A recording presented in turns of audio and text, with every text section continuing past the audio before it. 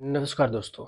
आपके सामने हर एक दिन एक नई वीडियो लेकर आते हैं और हम कोशिश करते हैं कि जो दिन भर की बड़ी खबर होती है उसको आसान भाषा में समझा सकें।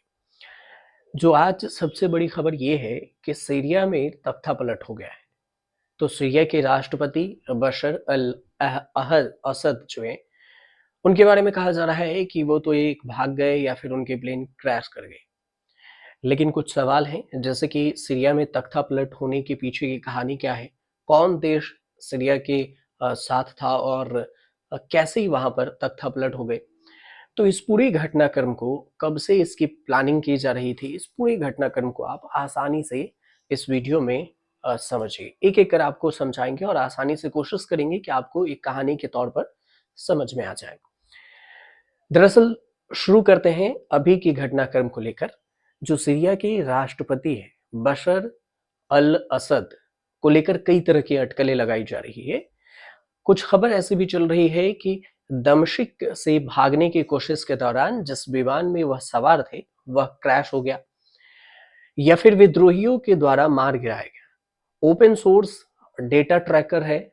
इसके अनुसार से कहा गया है कि दमिश्क हवाई अड्डे से एक सीरियन एयर फ्लाइट की उड़ान भरी थी और यह विमान जो जिसका मॉडल था IIYUSHIN 76T, ये मॉडल था और ये शुरू में ही सीरिया के तटीय क्षेत्र की ओर जा रहा था। हालांकि उड़ान के दौरान विमान ने अचानक अपनी दिशा बदल ली और विपरीत दिशा में से कुछ ही मिनट तक उड़ान भरने के बाद रडार से गायब हो गया। ट्रैक नहीं हो पा रहा था। विमान की जो लास्ट लोकेशन है वो होम्स शहर के पास थी, जो विद्रोहियों के कब्जे वाले क्षेत्र में स्थित है। फ्लाइट डेटा के अनुसार से रडार से गायब होने से पहले विमान की ऊंचाई अचानक 3650 मीटर से गिरकर 1050 मीटर पहुंच गई और यह संकेत देता है कि विमान को निशाना बनाया गया या फिर किसी तकनीकी खराबी का शिकार हो गया। फ्लाइट रडार ने स्वीकार किया है कि डेटा में कुछ गड़बड़ियां थी, हो सकती है उन्होंने इसके पीछे विमान के पुराने ट्रांसपोर्टर के इलाके में जीपीएस जैमिंग को जिम्मेदार ठहराया। हालांकि उन्होंने ये भी कहा है कि उपलब्ध डेटा विमान की फ्लाई वे की अच्छी जानकारी देता है। अभी तक यह स्पष्ट नहीं हो सका है कि विमान में कौन-कौन सवार था। कुछ रिपोर्ट ये भी कहते हैं कि हो सकता है प्लेन क्रैश है, लेकिन कुछ रिपोर्ट के मुताबिक विमान रूस के लटकिया एयरबेस की ओर जा रहा था। यह एयरबेस असद के लिए सुरक्षित जगह मानी जाती है और लंबे समय से रूसी बलों के नियंत्रण में। अब लटकिया सीरिया के उन शहरों में से एक है जो अभी तक विद्रोहियों के कब्जे में नहीं आया। सीरिया में बशर अल असद के 24 साल के शासन और 13 साल से चल रहे गृह युद्ध का अंत हो गया है और देश की राजधानी पर अब हयात अल शाम का कब्जा है। विद्रोही समूह के लड़ाकों ने महज 10 दिनों में ही दमिश्क फतह हासिल कर लिया और विरोधियों ने इसके बाद ऐलान किया है कि वे शांतिपूर्ण तरीके से सत्ता का हस्तांतरण चाहते हैं और तब प्रधानमंत्री को कुर्सी पर बने रहने के लिए कहा है। और इस रिपोर्ट में आपको इस अनुसार से आपको इस रिपोर्ट में इस वीडियो में आपको ये बताएंगे कि इस पूरे घटनाक्रम को सिलसिले वाइज से समझिए तो कब क्या हुआ, कितने साल से प्लानिंग थी और अब तक अभी जो तख्तापलट हुआ इसके पीछे किसका हाथ है। शुरू करते हैं 2011 से। 2011 की बात है जब सीरिया के दक्षिणी शहर में डेरा में राष्ट्रपति बशर अल असद के शासन के खिलाफ शुरू हुए बड़े प्रदर्शन ने पूरे देश में विरोध को जन्म दिया था, जिसने आखिरकार उसकी सत्ता का अंत कर दिया। और इस घटनाक्रम में सीरियाई शासन के लिए अब तक की सबसे बड़ी चुनौती पेश हुई है। अब आलम यह है कि राष्ट्रपति बशर अल असद राजधानी दमिश्क छोड़कर अनजान जगह पर भाग गए हैं। उनका कुछ भी पता नहीं है, क्रैश हुआ या भाग गया उनका प्लेन। सेना के दमिश्क छोड़ते ही हयात फोर्स ने राजधानी में एंट्री ले ली और सेना ने शांतिपूर्ण तरीके से शहर खाली कर दिया। इसके बाद होम्स से लेकर कब्जे वाले इलाके में जश्न का माहौल माहौल है होम्स में हजारों लोग सड़क पर उतरकर जीत के लिए जश्न मनाए और आजादी आजादी के नारे लगाए। ये वे जो नारे लगा रहे थे, यहाँ नारे लगाते हैं उसमें सुना गया कि असद चला गया और होम्स आजाद है, सीरिया की जय हो, जैसे कई नारे हैं, जैसे अल्लाहू अकबर के भी नारे मस्जिदों से गूंजने लगे। मार्च 2011 में ही वो महीना जब बशर अल असद शासन के खिलाफ दक्षिणी शहर डेरा में बड़े स्तर पर विरोध प्रदर्शन हुआ था और सुरक्षा बलों ने इसका जवाब गोलियों से दिया था। आलोचना के जो ग्राफिटी है उसमें लिखने वाले ने जो लड़के हैं उनको गिरफ्तार किया था और असद शासन ने खूब जुल्म ढाए थे। ये बात थी 2011 की। जून 2012 में वैश्विक ताकत ने सीरिया के हालात को खराब होता देख जिनेवा में बैठकें की और देश में पॉलिटिकल ट्रांजिशन की जरूरतों पर जोर दिया। और इस बीच में जो हालात खराब होते गए और इसी साल जुलाई में मतलब असद शासन ने विद्रोह को दबाने के लिए शहरों और कस्बों में हवाई हमले शुरू कर दिए। 2012 में ही असद शासन के इस आक्रामक रवैये की वजह से हजारों लोगों की जानें चली गई।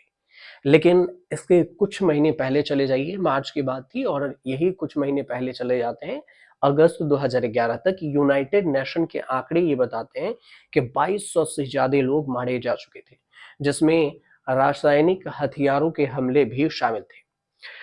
अगस्त 2013 की बात करते हैं, एक साल बाद, तो फिर अमेरिका के रासायनिक हथियारों के इस्तेमाल को रेड लाइन घोषित कर दिया गया था।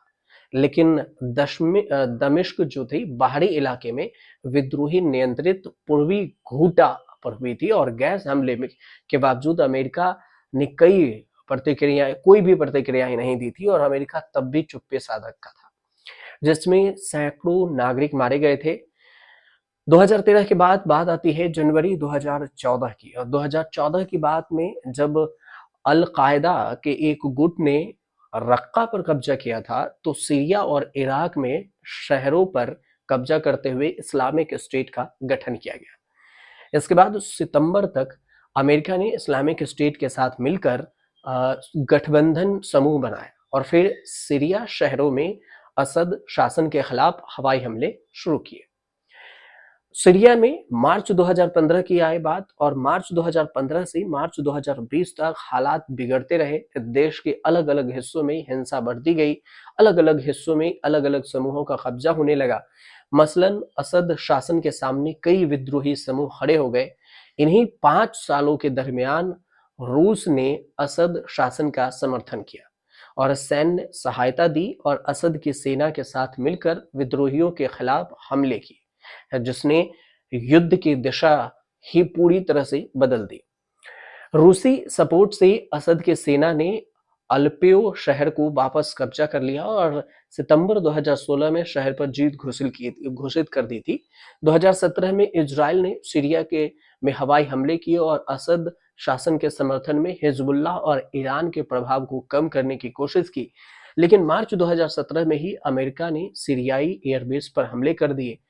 फिर अब जो है अमेरिका जैसे सीरिया को रूस मदद कर रहा था और इधर अमेरिका ने उसके बेस पर हमला कर दिया। फिर नवंबर 2017 में अमेरिकी जो समर्थित फोर्सेज हैं, इस्लामिक स्टेट को रक्का से बाहर कर दिया। अप्रैल 2018 में रूस के समर्थन से असद की सेना ने पूर्वी घोटा को भी आजाद करा लिया। इसके बाद विद्रोही कब्जे वाले सेंट्रल सीरिया को सेना ने अपने कब्जे में ले लिया। सितंबर 2018 में रूस और तुर्की ने इदलिब को लेकर डील की, जिससे बमबारी भी कम हुई और बाद में मार्च 2019 में अमेरिका ने ही फैसला किया कि उसकी सेना सीरिया में ही रहेगी। अप्रैल की बात आई और अप्रैल से दिसंबर 2019 के बीच में रूसी सपोर्ट से असद सेना ने खान शेखून को भी अपने नियंत्रण में कर लिया। दिसंबर 2019 से मार्च 2020 के बीच में रूस समर्थित असद सेना ने उत्तर पश्चिम में हवाई हमले शुरू किए और इन हमलों की वजह से लाखों सीरियाई नागरिक पलायन कर गए, मतलब वहां से चले गए। और इस बीच में तुर्की ने भी सीमाई इलाकों में अपनी सेना तैनात कर दी। फरवरी 2020 में तुर्की ने सीरियाई शरणार्थियों के लिए अपनी सीमा खोल दी और इससे बड़ी संख्या में सीरियाई ग्रीस और अन्य जो देश थे उसमें जा बसे। मई 2020 में राष्ट्रपति अल असद के सत्ता पर और खतरा तब बन गया जब भाई रामी मखलौफ, ये जो उनके भाई रामी मखलौफ से उनका विवाद हो गया और इस दरार के बाद मखलौफ ने भाई के शासन पर कई बड़े आरोप लगाए और सेना पर जुल्म ढाने का भी आरोप लगा। जून 2020 तक अमेरिका ने सीजर एक्ट के तहत प्रतिबंधों का ऐलान किया था। फरवरी 2021 की बात आई और इसमें अमेरिका ने पूर्वी सीरिया में हवाई हमले किए।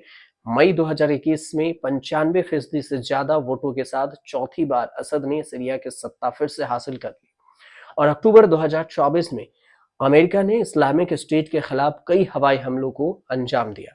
ये बात 2024 की हो रही थी, अब 24 की है, अक्टूबर में। अब एक महीने के अंदर देखिए कैसे तख्ता पलट हुआ। दिसंबर 2024 के पहले सप्ताह में ही सीरिया के 13 साल के गृह युद्ध के खिलाफ हयात तहरीर अल शाम ने आखिरी जंग शुरू की और विद्रोहियों ने एक बड़े शहर अलेप्पो पर कब्जा कर लिया और इस लड़ाई में समूह ने शहर के इंटरनेशनल एयरपोर्ट पर कब्जा जमा लिया। इसके बाद वे दक्षिणी शहर हामा को 5 दिसंबर को अपने नियंत्रण में ले लिया, जो कि रूस समर्थित असद शासन के लिए बड़ा झटका साबित हुआ। 6 दिसंबर तक हजारों की संख्या में लोग सेंट्रल सीरियाई शहर होम्स में शरण के लिए पहुंच गए। 6 दिसंबर की ही सुबह में विद्रोहियों ने सेना को शहर खाली करने पर मजबूर कर दिया और इसके बाद 7 दिसंबर तक विद्रोही समूह ने खोई अपनी डेरा सिटी को कब्जे में ले लिया। 8 दिसंबर तक खबर आई कि राष्ट्रपति बशर अल असद ने देश छोड़ दिया, लेकिन अभी कुछ स्पष्ट नहीं है कि वह कहाँ गए हैं। इसके बाद विद्रोही समूह हयात तहरीर अल शाम ने दमिश्क को अपने नियंत्रण में ले लिया और 50 साल के बाथ पार्टी असद के पिता हाफिज अल असद द्वारा जो गठित की गई थी, बाथ पार्टी के शासन और 13 साल के गृह युद्ध के खात्मे का ऐलान हो गया। अब खबर सामने आई कि विद्रोही शांतिपूर्ण तरीके से सत्ता का हस्तांतरण चाहते हैं, मतलब ट्रांसफर चाहते हैं। तब तक प्रधानमंत्री मोहम्मद गाजी जलाली को सत्ता में बने रहने का सहमति दी है और अब देखने वाली बात ये भी होगी कि आखिर विद्रोहियों के कब्जे के बाद सीरिया का भविष्य क्या होता है। लेकिन इस सब के बीच में एक और जो बात रह गई वो ये कि जब उधर युद्ध हो रहा था तो इधर 3 से 4 दिसंबर को ही भारत ने सीरिया से अपने लोगों को वापस आने के लिए कहा था और सीरिया में बशर अल असद के तख्ता पलट से ही वहां पूरी तरह विद्रोहियों का कब्जा अब हो गया है। लेकिन सवाल यह है कि जो असद 13 साल से विद्रोहियों को कुचलने में लगे थे, उन्हें आगे बढ़ने का मौका नहीं दे रहे थे, तो फिर 6 महीने में ऐसा क्या हो गया अंदर में कि असद को ही देश छोड़कर भागना पड़ा।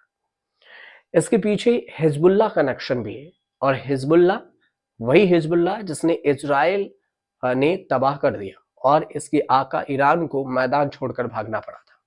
और इसकी एक कड़ी रूस से भी है। रूस असद को समर्थन करता था, गोला बारूद मुहैया कराता था और जिसके दम पर असद विद्रोहियों पर भारी पड़ता था।